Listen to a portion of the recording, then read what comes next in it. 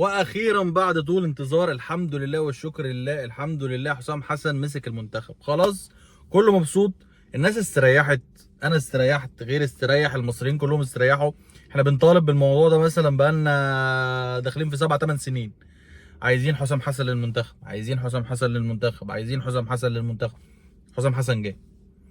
هل هيبقى كويس؟ هل هيبقى وحش؟ دي حاجه في علم الغيب. هل انا كنت عايز حسام حسن يجي؟ اه يعني هو لسببين. السبب الاول هو ان يمكن يدي الحافز للعيبه اللي هو يا جماعه هنوصل، او يديهم ال القدره على ان هم يبقوا يعني يحترموا الشعار، يحترموا منتخب مصر اللي هم بيلعبوا له. فدي من الحاجات اللي انا موافق فيها. ولكن طريقه المعلومه اللي هيديها لهم، اللي هو مثلا هيشتم بقى، هيقول لهم هيتعامل مثلا بطريقه الجوهري، الكلام ده ممكن يعمل مشكله. ولكن هو هيعرف ازاي يتصرف معاهم في القصص دي. هل فنيا حسام حسن كويس؟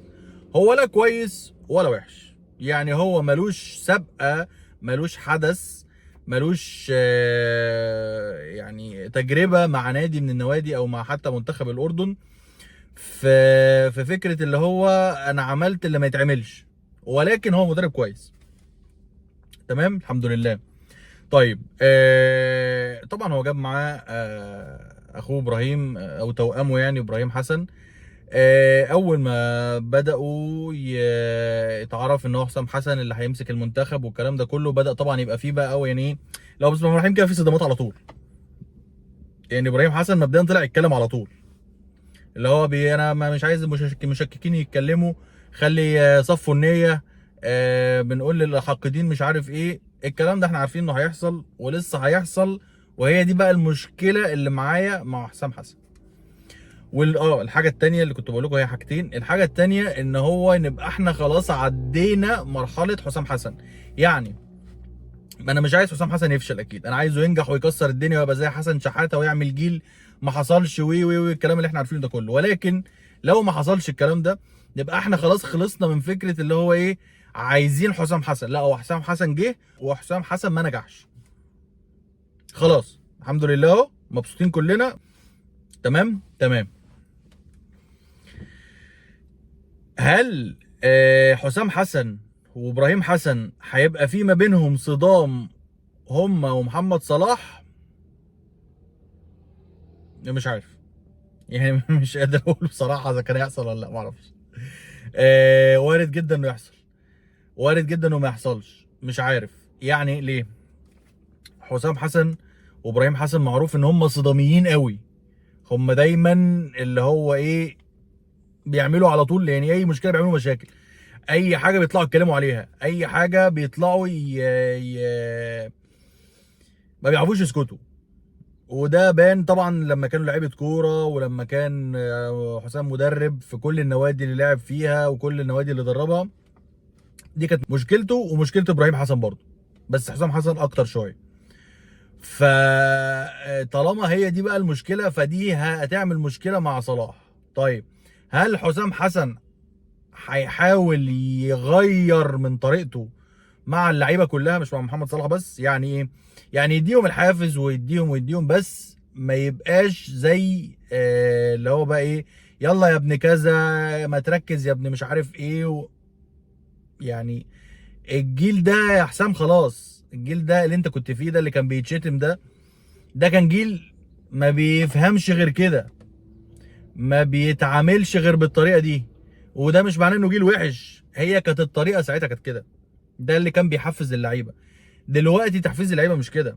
يعني انا افتكر لحسام حسن اللي كان انا اسف، كابتن حسام ميدو لما كان بيقول ان هم كانوا بيقولوا لنا وكابتن الجوهري كان يعني بيزفر لسانه قوي.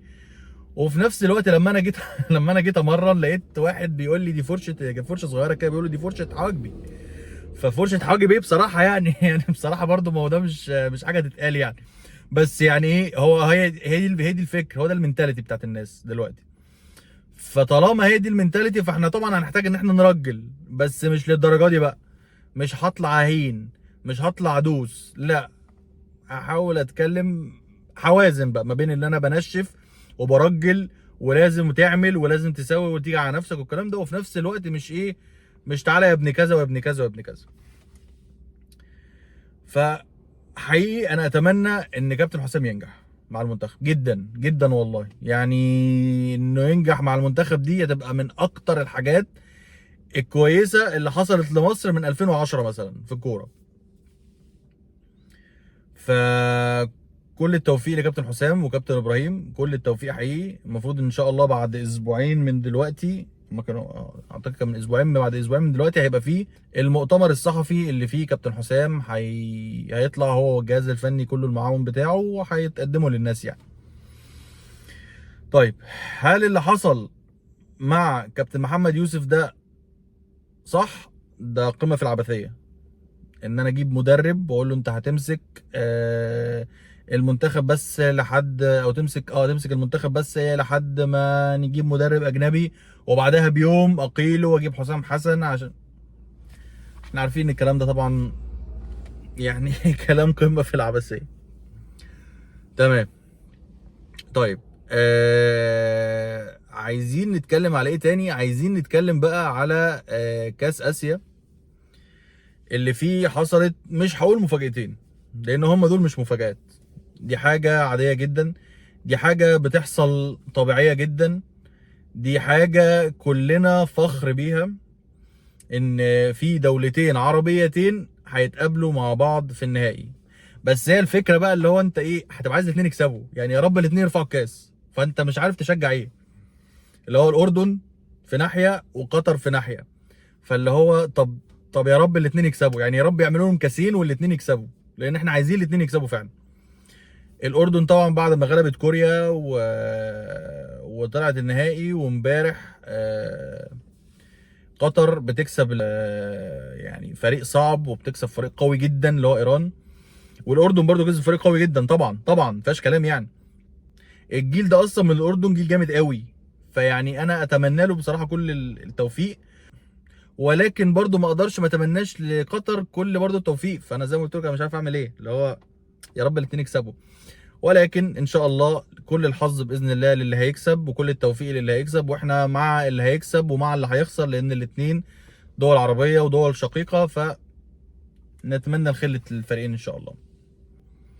وفي افريقيا كده بقت نيجيريا ضد كوت ديفوار. كوت ديفوار اللي كانت طلعت من المجموعات اصلا وبقبلة حياة دخلت تاني في مركز ثالث وتتأهل لحد دور ال16، وبعد كده دور ال8، وبعد كده نص النهائي، ودلوقتي في النهائي. فدي حقيقي قصة بطل يعني، لانها كانت على ارضها وكانت يعتبر طلعت واقالت المدرب وكل حاجة حصلت غلط، وبعدين فجأة لقيناها بترجع وبتكسب السنغال يعني وصلت النهائي هي ونيجيريا. ف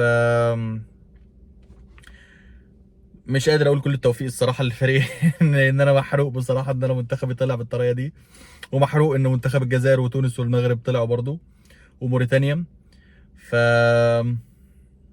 هتفرج على الماتش، يعني هتفرج على الماتش، بس مش هبقى عارف اشجع مين بصراحه، عشان يعني اللي هو من جوايا قلبي مش صافي للمنتخب بتاعي، فغصب عني قلبت على البطوله كلها. هنشوف. بس كل التوفيق لقطر، كل التوفيق للأردن، كل التوفيق لمنتخب مصر، كل التوفيق لكابتن حسام حسن. واتمنى في اخر الفيديو، اتمنى من كل قلبي انه يسيبوه يشتغل. هو انا كده كده عارف ان هم لو سيبوش يشتغل هو يطلع يشرشح لهم كلهم، ولكن اتمنى ان هم يسيبوه يشتغل. يعني ايه؟ يعني مفيش اختيارات هتتفرض عليه، مفيش طريقة لعب هتتفرض عليه، مفيش لعيبة هتتفرض عليه، مفيش اي حاجة هتتفرض عليه.